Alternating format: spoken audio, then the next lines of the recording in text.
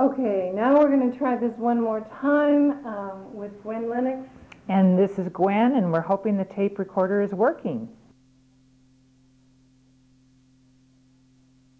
Now we know what's going on. Okay, this is Barbara Barata, and I am interviewing Gwen Lennox on August 4th for the oral history interviews. Okay, so,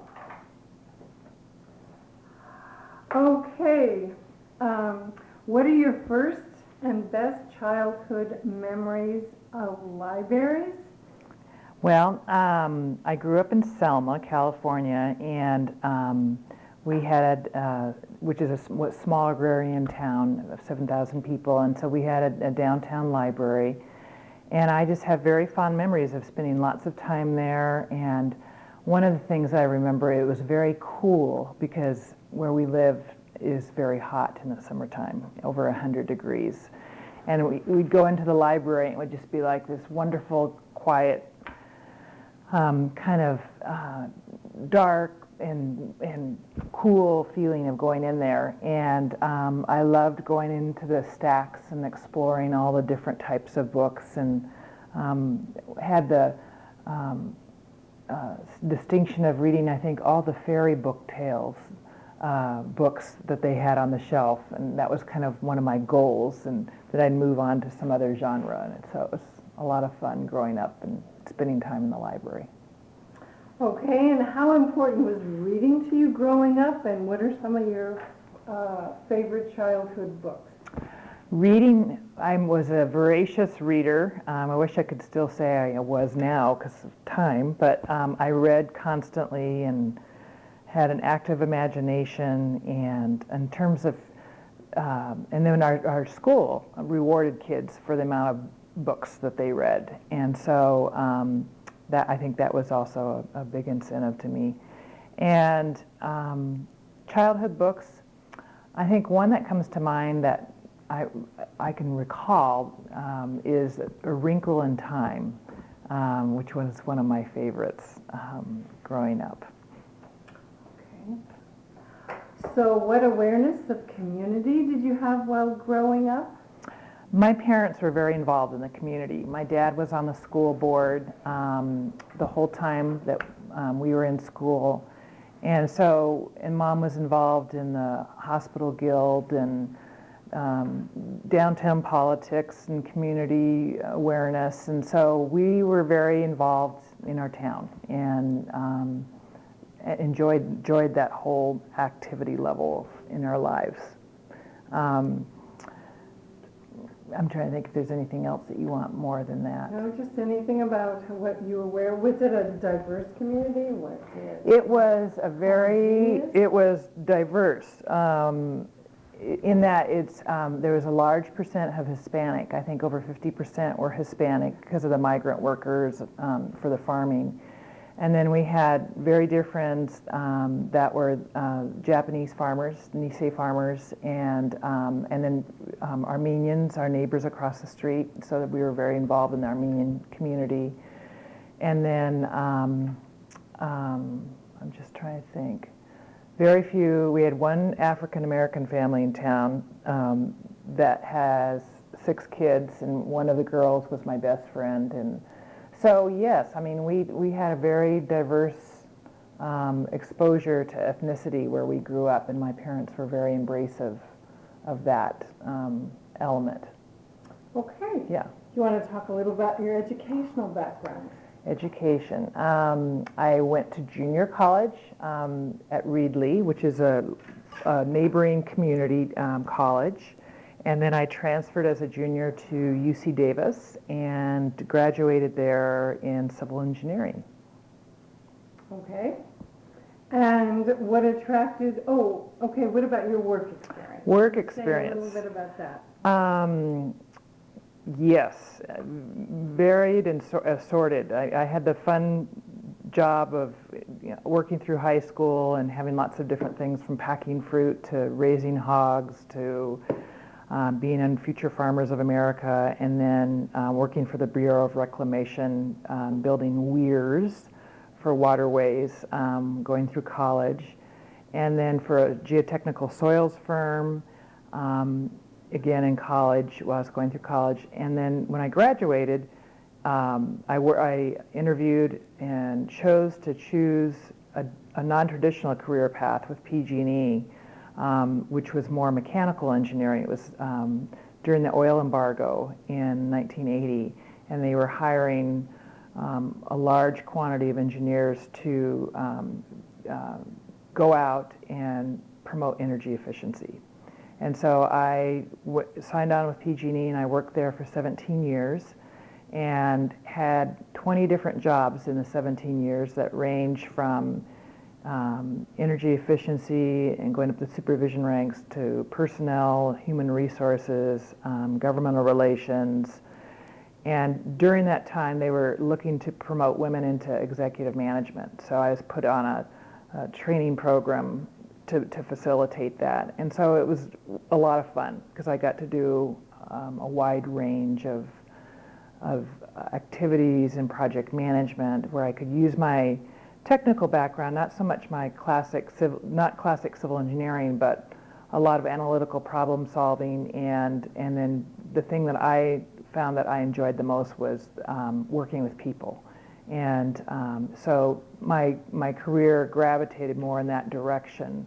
And I was loaned, probably one of the highlights is towards the end of my time with PG&E, I was loaned out for 2 years to the city and county of San Francisco as there's a group that's called the Mayor's Fiscal Advisor Committee, and they're a pro bono consulting group of executives from companies in San Francisco that do consulting for all the different department heads in the city and county to help them, with whatever issue that they're facing. So they rotate from one corporation to the other, who is the chair and who provides the staff person to facilitate that. So I was able to be the executive director of that organization for 2 years, which was so amazing to work with all these CEOs and their talent pools to problem solve for the city and county of San Francisco. So it was a very nice collaboration, and I loved that kind of work. Yeah, okay. Yeah. Well, how did you get to Lafayette?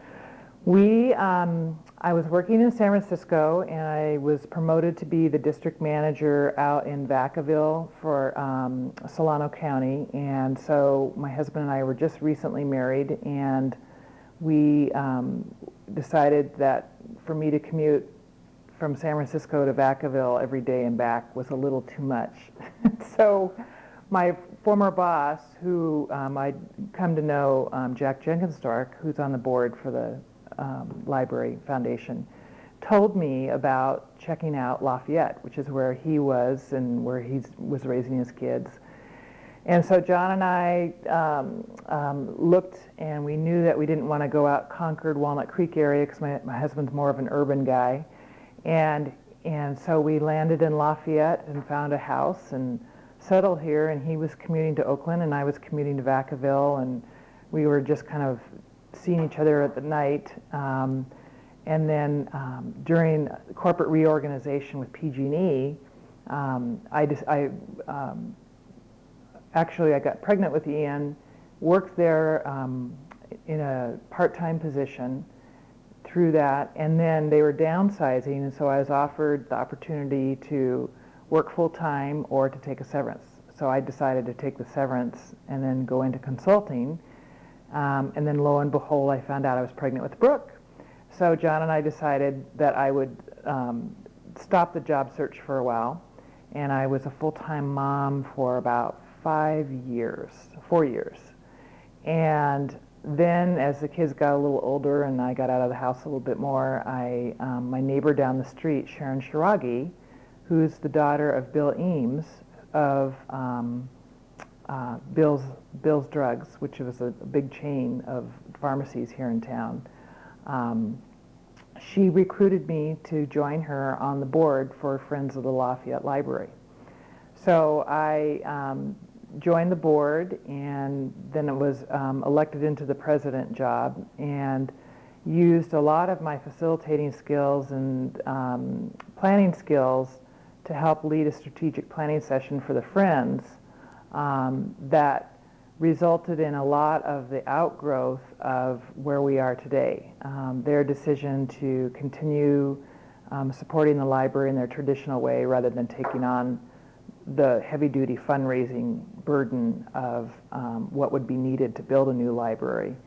And then I, in the course of doing this facilitation, met Ann Groden, and so Ann and Lois Lane and I and a handful of other people that that pulled in got together and started meeting on a regular basis to figure out. Apport was part of this too. Pardon? Ann Apport was it? I brought in Ann Appert. Yes, okay. yes, and she, because I, yes, yeah, she's wonderful. She's in my book club. Yes, she talked about the book club. So I knew Ann from the newcomers, and so and I can't remember if she was on school board then or not when we brought her in. I think she was, and I thought it was important, and so I talked to her, and she said great, and so she came on, and then Teresa Geringer came on, but that was probably a little bit later. I think Ann came on before Teresa, and so we evolved, and I was a volunteer committee member, and then it evolved to the point where the consultant that we were working with had done a needs assessment to determine was the community ready for the kind of large gift fundraising that we would need to do, and the answer came back was not yet. And so we did some internal soul searching and reorganized ourselves, and I was asked if I would be kind of a facilitator, project manager, and be a staff person because our funds were non-existent at that point. Yeah, Ann said, I remember, you had to find a product to sell. Right. In other words, Exactly. You couldn't just go out and ask without a And what drove that was the state grant. We knew that to go in for the state bond grant, we had to really have something unique. And you've probably heard the story about how Roger Falcone came up with the idea of, gee, well, you know, all Lawrence Hall's materials are in the basement when they're not up on display. Wouldn't it be great to utilize them here? We'll get to some of that. Okay. Oh, sorry about that. Oh, that's okay. I don't mind. Just I'm used to it. Okay, and, okay, so. Oh, how long have I lived here? Oh, I'm sorry. That's all right. We've been here since, we got married in 92, we moved here in 93. Okay. 1993, Okay. right. And if we define the goals of community as a place of mutual support, shared values, and acceptance of differences, how do you see Lafayette meeting those goals? You know, that's been, I think, the most fun of what I've been doing is experiencing the support and values sharing that people have when they've come together around this project. So you're talking to somebody that really feels strongly that that's what Lafayette's about. I think we have some other challenges that we can tackle in terms of reaching out to some of our communities, our dual income, our lower income families that live in town, and engage them a little bit more. And then our seniors, and I know that there's a big effort underway right now looking about what senior services are desired. So, what are your earliest memories of the Lafayette Library? My earliest memories, we spent a lot of time there with the kids. Probably I got to know the library through the Friends, would be my guess, because I went on my own with my babies, but through the Friends of the Lafayette Library, having our board meetings there and getting to know the staff and the organization and the needs of the county and then the branch itself. Yeah. And how often do you personally use the library, and for what particular reason? We use it on many different levels. I go there with the kids for homework assignments. How old is Brooke's sister? Brooke is a brother. She has an older brother that's going to be an 8th grader, Okay. and then Brooke's going to be a 6th grader. Okay. So we've, yeah, yeah. Okay. So we've done a lot of searching there for different books and projects and things. And then when I had a little bit more time, would go and check out books for my own reading. I primarily use the library now for my book club books and use them for holding, unless I'm like 15 on the list for the book, and it's our book next month. Right, So, right. yeah. And how do you feel a library serves the community?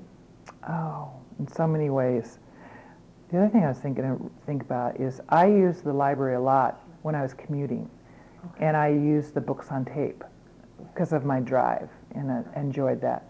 But and Lafayette at the time, I don't know if it still has that distinction, had a very large book on tape collection, and again, the Friends were the reason why, because they supplemented that resource. How does a library serve a community? In so many facets. I mean, it has something for everyone. It's a sanctuary. It's a safe place. It's a place of knowledge. It's a place for people coming together. It's a place for kids to go after school, which serves parents, that are working and want to know where their children are, and it's a place to discover all the joys that are inside the covers of a book. Okay. Have you been involved in the library over the years, and if so, in what way? And tell me about some of your experiences. When I lived in the city, I was there for 13 years. I was more of a user of the library there. So I think my key library involvement really started in the late 90s here in Lafayette, through the Friends, and built up from there. Okay, can you say anything about your experience of it, or? It was a pleasure, because I love reading, and I love, what's contained within the walls of a library and the diversity of what's there. It's always been a joy to be involved with anything library related. What other community events, projects, organizations have you been involved with? And if you can tell me about some of your experiences. Varied. I was, before family, I was involved at the state level for an organization called Leadership California. It's a professional women's organization of women executives from the public and nonprofit sector, nonprofit, public, and private sectors. And it's a program that has a curriculum where you go through 4 different 2-day-long sessions, and you learn about different elements of California in the full spectrum of government, policy, the private sector, the nonprofit sector, and the sessions are rotated throughout the state. And then I was the president of that organization. And before that, I was involved with another organization called the Association of Professional Energy Managers, which, again, during the oil embargo was a semi-technical group that came together, a national organization, to promote energy conservation and the development of that as an industry. I was involved in Leadership San Francisco, again, kind of a more localized version of Leadership California, but for men and women. And then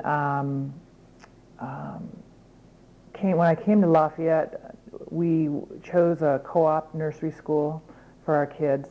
And so that was a wonderful way of getting to know the community and meeting people and doing the work that needs to be done to run a co-op. And then I was involved, of course, in PTA and volunteered for, and then I've been in a leadership position for creating a children's program called Logos. It's an interdenominational children's program at our church, La Miranda Presbyterian Church, or Lafayette Orinda Presbyterian Church, LOPC, which involved developing a community of people from all ages to put together a after-school kind of midweek camp, if you will, for kids that culminated in an intergenerational meal where the same grandparent age people would come and have a meal with kids from kindergarten through 5th grade. And so that was a great experience. And again, meeting people from all different walks of life and engaging them where their strengths. We had crafts people that wanted to do crafts and music people that wanted to teach kids music. And so it was another really great experience. Sounds like a lot of satisfaction. Very much, very much. Okay, so maybe we'll go over to the library. Okay. And who are the people, and you've answered a little bit, let's put it here. Mm-hmm. Who are the people involved in the 1996 study, and what were the results of this study?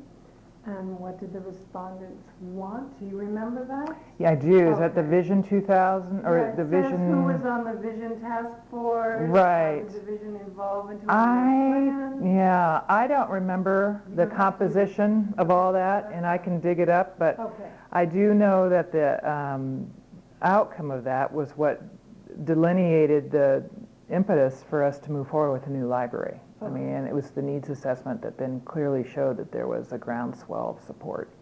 Okay. Yeah, yeah. So why is this library so important to you? Oh, boy. Well, selfishly, I enjoyed a wonderful experience growing up and having access to a community library.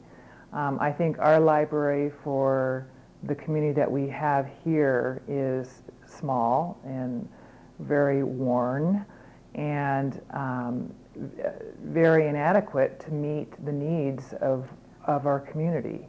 And so I'm excited to be a part of having a resource for our children to experience, and then for my husband and I to look forward to using as we age in place and enjoy Lafayette. And then the other thing that I'm very excited about is the regional draw that I hope we can achieve. One of the elements I think that's very important to me with this model of a library and learning center is that it be replicable and that we hold true to our desire of creating this as a model that others can put in place and employ in communities throughout the United States. Every suburban community has resources around them in some form or fashion, and it's not, I think, impossible to develop the kind of relationships and the connections where you can create a learning opportunity in the diversity that we've been able to do with the partners that we've attracted and brought in place. Okay, why did you want to participate in its development? Why? Well, I think, of course, my connection to libraries I've talked about enough, but the other element that was exciting to me was the caliber of the people that were involved in the formation and their pure desire, separate of their own egos, that and the altruistic desire to create something with and think outside of the box. I mean, that was, I think, the most fun for me was to work with professionals that were open-minded and willing to try something different. And how did you first get involved, and what role or roles have you played in this? How did I get involved? Well, I got involved through my connection with friends and then meeting the the contiguous meeting of people through that process. And roles, I started out as a volunteer on a committee, and then found myself taking the notes and kind of putting the agendas together for future meetings, and keeping us on a track where we could continue to move forward and not revisit. And your background, you were made for this. So, I mean, everything you said, you were just so made for. well, it's just interesting because it just kind of fell into place. And it wasn't through any deliberate planning or thought on my own. So it's kind of ironic that the way that this has evolved for me. So it has, and then the other thing is that we had the benefit early on of working with Bob Fisher, who we retained, and he has vast experience as a professional fundraiser. And I have a background in marketing and sales from when I was with PG&E, and had a lot of outside of corporate training that in retrospect, I look at those skill sets, and all of those carry over into anything that you do, as long as you have commitment and passion for what you're talking about. And that's fundraising, and I won't want to, I'll wait, because I have a philosophy on why we've been so successful. Good. Oh, good. What have you enjoyed most throughout your participation? Oh, I think the people that I've worked with, and the diversity of backgrounds that they've come from, and the ability to harness all the different talent pools and viewpoints that make up our community. I think that's been the most fun for me. Okay. Yeah. What are some of the obstacles you encountered? Which I think that were probably a lot at the beginning. Obstacles. And how did you overcome them? Oh boy. Well, we were pretty optimistic. How are we going to do this? Right. Well, we were a pretty optimistic group, and so, and we're fortunate to live in an affluent community where people are willing to support education. I think our obstacle when 9/11 happened, that was a big impact to our campaign. The current recession, or whatever it is that we're in right now, depression, whatever, has been a big challenge to figure out how to appropriately continue our cause and be sensitive to what's happening in the world and to people around us. That's important. Yeah. The other thing that's been a challenge is managing volunteer fatigue, because we live in a community where volunteerism is so high, and it always seems to be the same group of people in a lot of senses that do a lot of the work. And so acknowledging that and reaching out, I think that's been a challenge that we keep tasking ourselves with, is to bring in new people and to keep involving new individuals, to keep fresh ideas coming and keep it vibrant so it doesn't become an insular process. Yeah. Okay, so what are who have you observed making a real impact on the library? That is, are there any particular personalities that? Oh, yes. Steve Falk is one of my heroes. As a city manager, and I've worked with other city managers in the past in my PG&E career, I've been so impressed with how broad-minded and visionary he is in his thinking and his willingness to be non-traditional in the leadership he provides and facilitates. Ann Groden is another wonderful personality that has had the stick-to-itiveness. Yes, that has been the glue and been positive and well-connected and experienced because of her background in being on different nonprofit boards. Don Tatson, our city councilman for so many years, and his dedication to that job, and his willingness and his quiet way and his brilliance in creating this fiscal model that we've been able to use, harnessing the RDA redevelopment money. Roger Falcone, getting to know him, and he was a former school board member and Cal physics professor and leader there. You know, just the host of dedicated, stellar, but those probably rise to the top for me. And I've had so much fun meeting people like Marshall Duncan and John Otto and a host of other people of all generations and ages. And then Lois Lane is another wonderful woman that's become a close friend that I have come to know and admire and enjoy. So it's hard to narrow it down. Okay. So this is, I think we've covered this a little bit, but what are what are your best memories of your involvement with the new library? And can you elaborate? What was the most fun and the most rewarding? Well, working with the people, but I'm just thinking of events that we've had. I think the kickoff celebration that we had, where we had 2,000 to 3,000 people come, and I don't know how many hundreds of volunteers we had staffing that, where we showcased our consortium partners for the first time. That, to me, was a real turning stone or milestone for Lafayette, and turning a corner, because it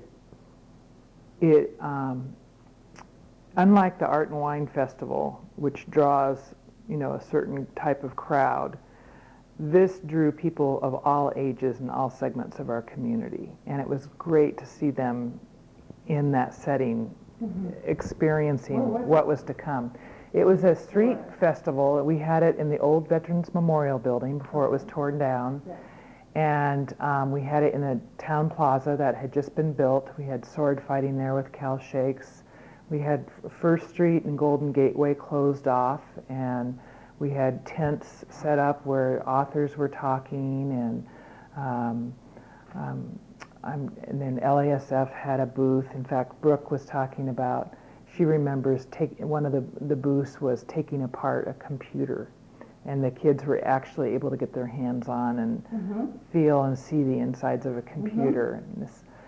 And then we had rotating shows in the veterans buildings between our consortium partners, with live birds flying around, and, you know, political dissertations and debates going on upstairs, and then Gold Coast chamber players playing in one of the rooms. And so it was just the true diversity of what we're going to have soon in our community. Right. Yeah. And so what values did this contribution touch that you hold dear? What are the values that this whole project represents for you?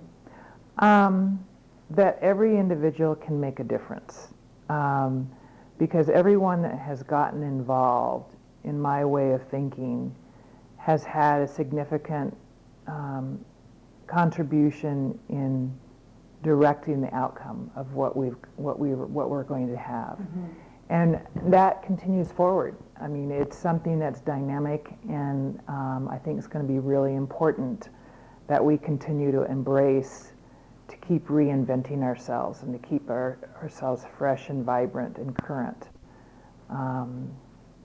So I think that experience in working on this project is something that you know, has been an important element to me. Is that openness to ideas and to people and to personalities that come with it.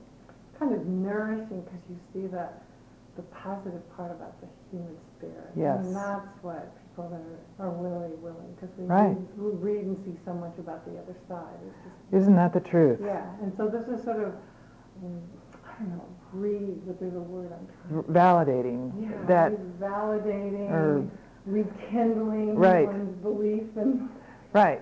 people, etc. John Gardner, and I'm trying to remember the little booklet that he wrote, Building Community or a Sense of Community, and I had the privilege of meeting him when I was working as a loan executive for the city of county of San Francisco, and his speech and that book, I think, is what we're all about. It's building that sense of community and starting in your own neighborhood. You know, the pebbles in the pond and how that. And then bringing the neighborhoods together. Exactly. Yeah. Exactly. What transformations have you seen in Lafayette regarding the new library? Oh, transformations. Well, Lafayette's just been transformed since we've arrived. I mean, it's nothing like it was in 1993 visually, and with all the development downtown. For community, right, just the gentrification, but increase in community involvement, that's the question. Oh, transformation in Lafayette. Oh, I think, yes, I think there's much more of a sense of civic pride and excitement and a sense of we've got something, right, and this is something for everyone. And the thing that I recall in the needs assessment that came out loud and clear was, let's make sure that what we build is not just for families and young kids, that it's for adults, you know, through the whole spectrum. And that was a good reality check to make sure that we didn't get too focused in one demographic. So, yeah. And have you seen an increase in community involvement as it's progressed with the library? I have, in my world of library-related activities and fundraising and community outreach and awareness building, you know, just by the nature of seeing the physical building. Seeing the building and seeing people say, I want to get involved. Yeah. And we're getting emails from people with their resumes attached saying, I'd like to volunteer, how can I help? So it's just a snowball that's just starting to build. Yeah. So. And I think there's a peer thing. People hear about yes. it. And they say, well, you're doing this. I want to do right. something. And there's right. And the bigger and the greater it comes across and the more concrete, I think, then people see something. Right. Isn't that the abstract? Exactly. Yeah. Exactly. Yeah. Hey, this is really good. It's happening. It's not just it's not an idea any longer. Yeah. So what's most exciting to you about the new library? It says, please elaborate. Did any ideas, words, activities particularly draw your attention? Oh, you know, the fact that we have captured, you know, all that a library holds is a given. But I think built upon that to the Learning Consortium, you know, and the Learning Center aspect. And just the word Learning Center, I think, can fall kind of flat until you understand what's behind that. So the Glenn Seaborg Learning Consortium itself, the programmatic aspect, to me is the frosting on the cake, and the depth and the potential of what that is exciting to think about. And the fact that we have other organizations knocking on our door saying, can we come and play in your sandbox? is great. Yeah. Then you know you've arrived. Yes. You do. Yes. People are starting to ask you. Yes. Yes. Now you've arrived. Right. Okay, why do you think that the citizens of Lafayette have responded so enthusiastically to the new project? Well, our community, in my view, you know, values education, and it values lifelong learning, and understands that, you know, there's financial benefits to that too. I mean, our property tax,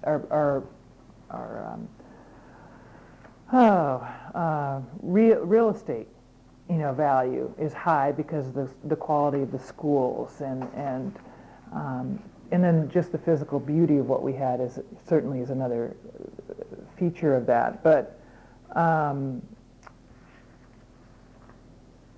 I think people have responded because they understand that besides the educational aspect, that what we're doing is something different, and they're excited about it.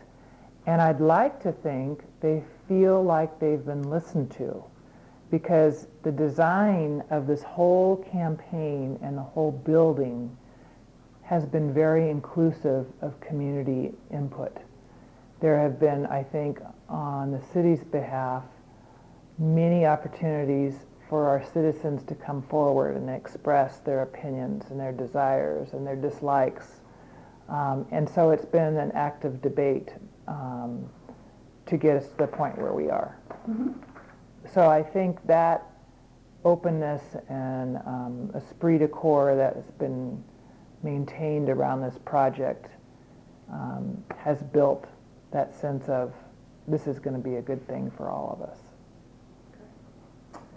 Okay, what outcome do you hope for most? What outcome do you hope for most with the new Lafayette Library, and what do you look forward to using, doing, and enjoying? That's hard to pin down. Outcome I hope for our community. I hope they'll come and feel that this is the third place, which is a well-used expression. You have home and you have work, and then you have that other place that you like to go to. And I'm hoping that the community will come together and see the Library and Learning Center as that third place, as that asset in our community that provides riches for everyone in the full sense of the academic, the arts, and science, all the elements that we're pulling together. And I hope people look at that location and the building as a place that where exciting things happen. And for me, using, doing, and enjoying the most,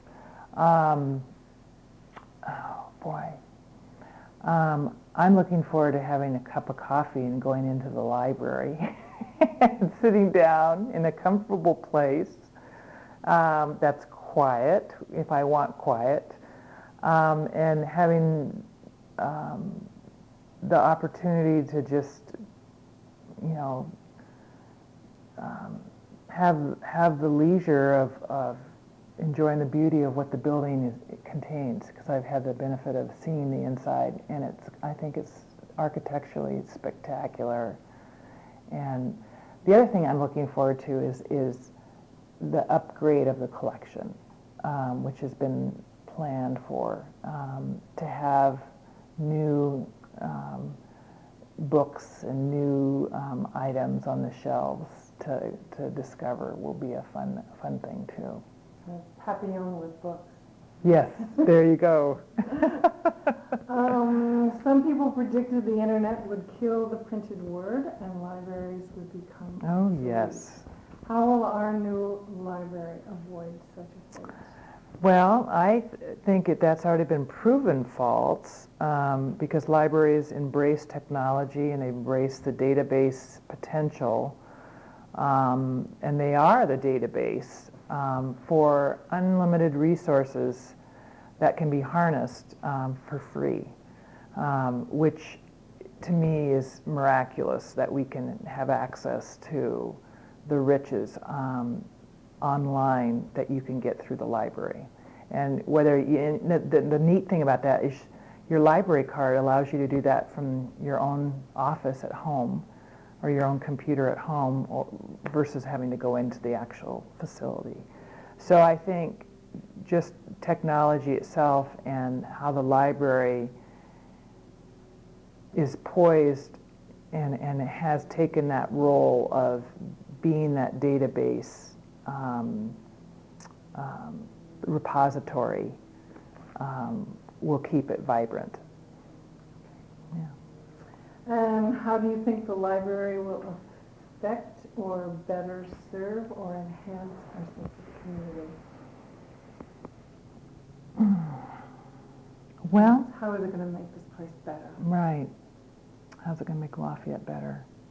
I think part of what you just said, yeah, having things that are free, right, for in classes, and right, having them so much more accessible. Right.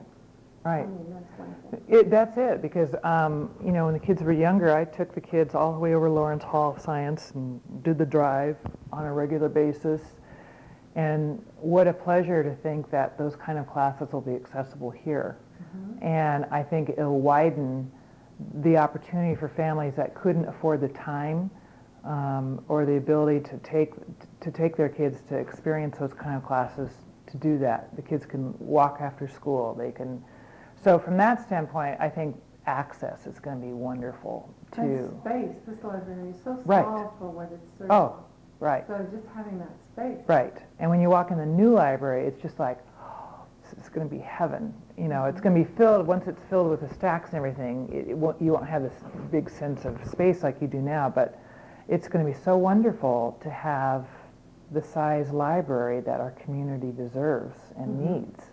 Mm-hmm. So yes. And then the community hall, I think, is going to be just a pearl. The beautiful piano,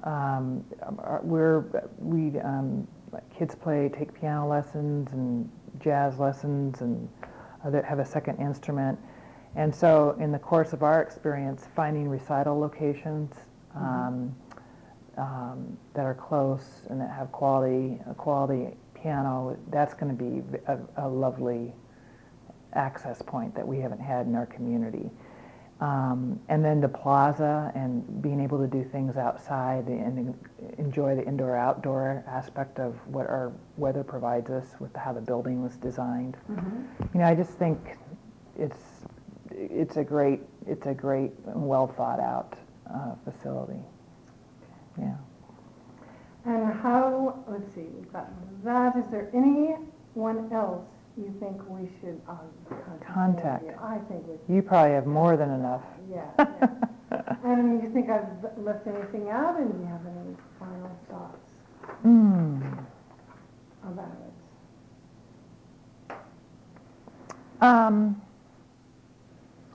I think what's exciting, the fact that we've got almost 25% of our community that are donors, to me, which is unheard of in the fundraising world and in the nonprofit world, is not just due to the demographics of Lafayette. I think it's because of this willingness to embrace the diversity of ideas and people and styles, to get involved with as much time as they can give, and inviting volunteers to extend out to others.